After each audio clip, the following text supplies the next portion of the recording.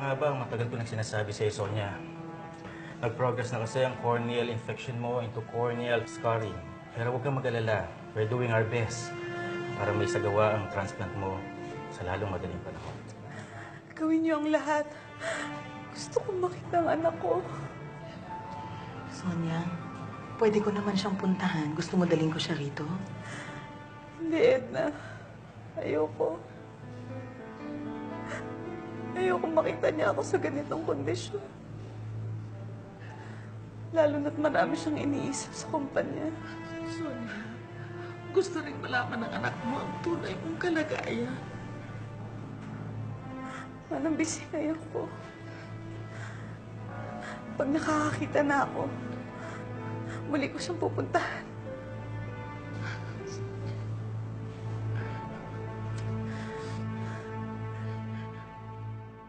Halika, tuloy ka muna. Upo ka. Thank you. Nga pala, Alex, pasensya na hindi kita naipaghanda ng makakain. Okay lang yun. I should have told you that I was coming. Sunshine, may problema ka ba? Well, magsisinungaling ako kung sasabihin kong wala. If you don't mind me asking, love life ba?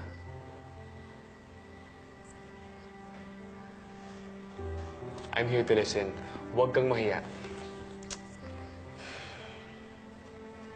Siguro kung iisipin natin, hindi talaga siya problema. Siguro namimiss ko lang siya.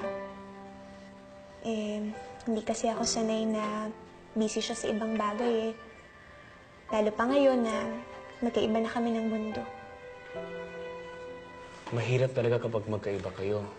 Or when you're not together. Maraming long-distance relationships na hindi nag-work.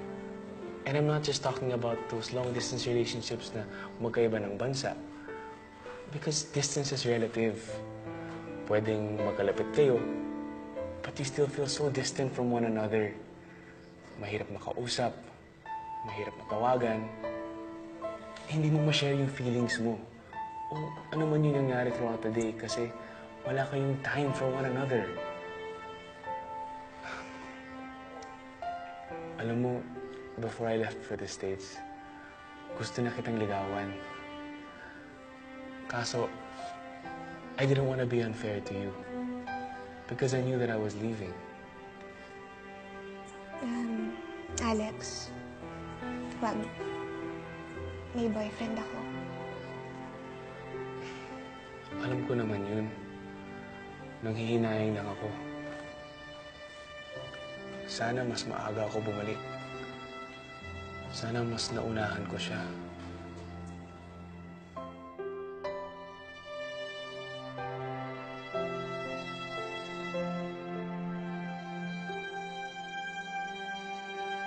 Ano?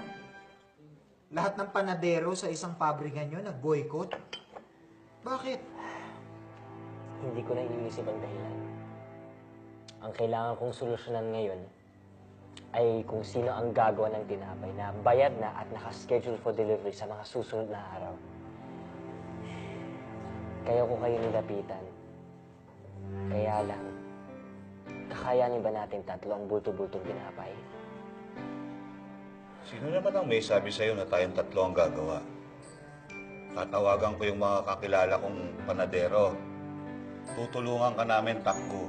Kaya huwag ka nang mag-alala. Gagawin niyo yun, bossing? Okay, bakit naman hindi? Di ba sabi ko naman sa'yo, basta may problema ka, lumapit ka lang sa akin. Thank you, bossing. Thank you. Sandali yung kape ko. Sorry po.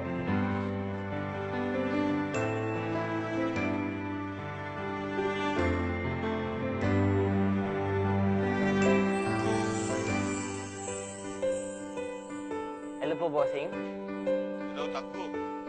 Dumating na ba dyan yung mga bakers na pinapunta ko? Opo, ang dami nila. Maraming salamat po. Mabuti naman kung ganun. Ay sige, papunta na rin ako. Ay, siya nga pala, si Nando hindi makakasama sa atin at may emergency sa probinsya. Ganun ba? Sana okay lang siya. Huwag kang mag-alala, ayos lang yun. At mayroon pa palang sasama sa ating dalawa. Sino po, bossing? Si Tiny at si Bimbo. Ayos na kasi ang kalagayan ng nanay ni Bimbo kaya makakatulong sila sa atin. Oh, wow! Buti kung ganun. Maraming salamat po, bossing. O siya, sige. Punta tayo.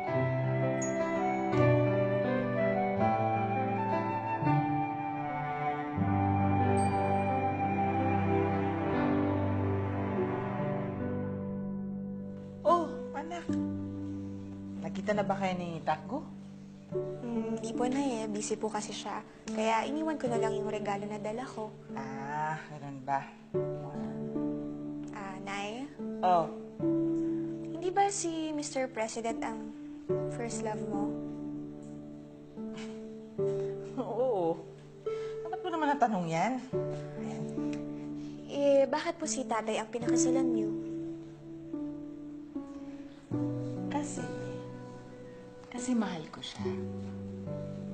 Tsaka alam mo anak, hindi naman sa lahat ng pagkakataon, yung first love mo ang makakatuluyan mo. Sometimes, you marry the person that's meant for you.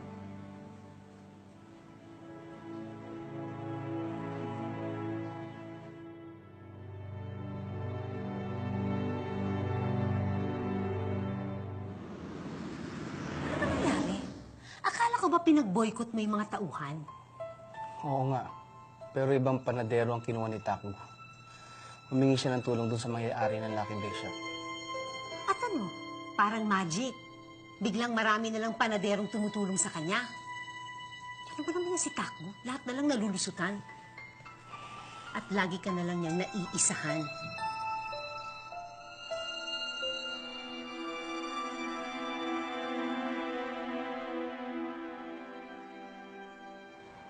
Sonia, huwag kang kabahan, ha? Isipin mo na lang pagkatapos nito, makakakita ka na. Magkakasama na kayo ng anak mo. Oo, Edna. Hindi ako mawawala ng pag-asa. Malapit na kami magkita ng anak ko. Sonia, walang bising? Kahit dalhin ka na sa operating room.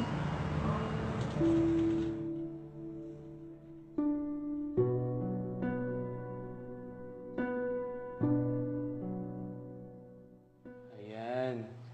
Ganyan nga. See, you should keep yourself busy. Lagi naman akong busy. Ano ka ba? Lalo pa ngayon, malapit na magbukas ang bakery dahil sa perang nilo ni Takbo. Pero dapat, mas may market natin yung cakes mo sa ibang customers. Hindi lang yung dito sa bakery. Paano? Tutulungan kita, Sunshine. Marami akong kaibigan at kakilala. Ipapromote natin yung cakes mo para mas dumami ang benta. Talaga, Alex? Sige! Salamat!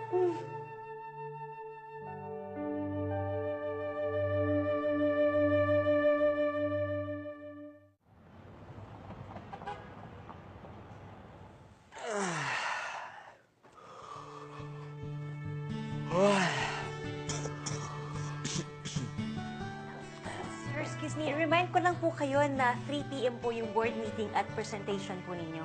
Salamat, Ruby. Sir, ito po yung iniwan ng bisita niyo nung isang araw. Hindi ko lang agad na ibigay sa inyo kasi lagi kayo nagmamadali at nasa pabrika. Ganun ba? Sige, salamat. Sige po.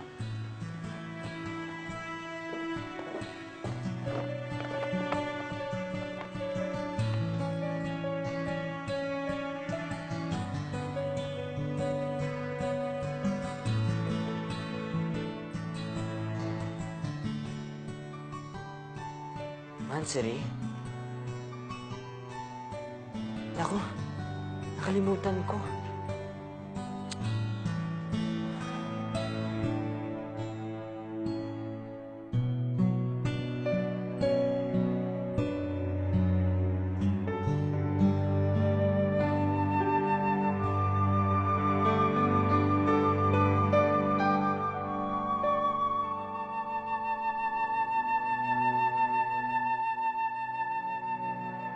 Sorry, Sunshine. Mapatawad mo sana ako. Napapabayaan na kita. As we know, ngayon ibibigay ni OIC Takbo ang kanyang report sa pabrika natin sa Kainta na inassign natin sa kanya. Handa ka na ba? Yes, sir. Handa na ako. James? Lara?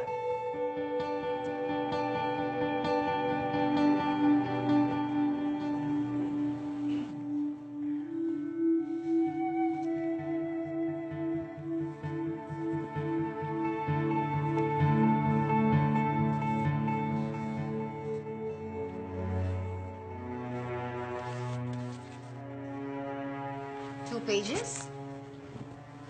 2-page report?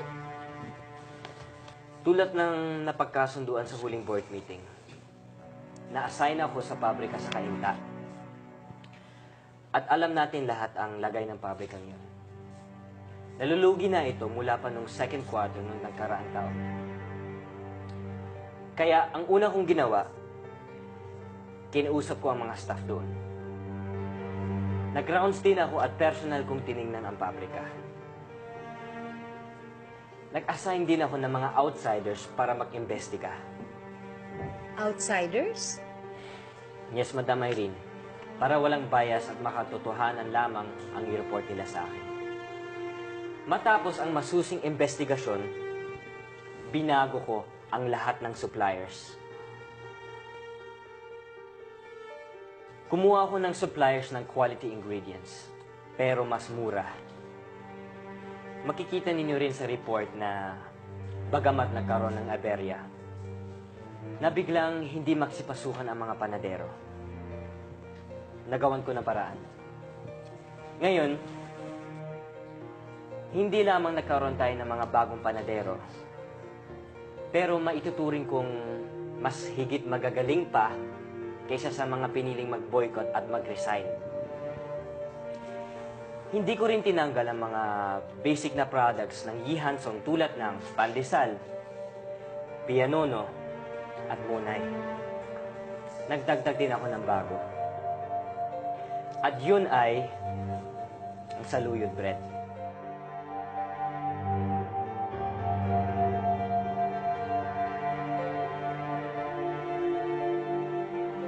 At sa loob ng isang buwan, the sales of the saluyot bread is 100% more than the total sales of the factory for the past 6 months. Impressive. Yeah. At dahil dito, natulungan maingat ang sales natin sa pandesal, pianono at monay. At iba pang tinapay na pag-aari ng Li Hansong. So ibig sabihin, nagtagumpay si OIC Tagco sa pagsalba at pagbangon sa bumabagsak ng pabrika.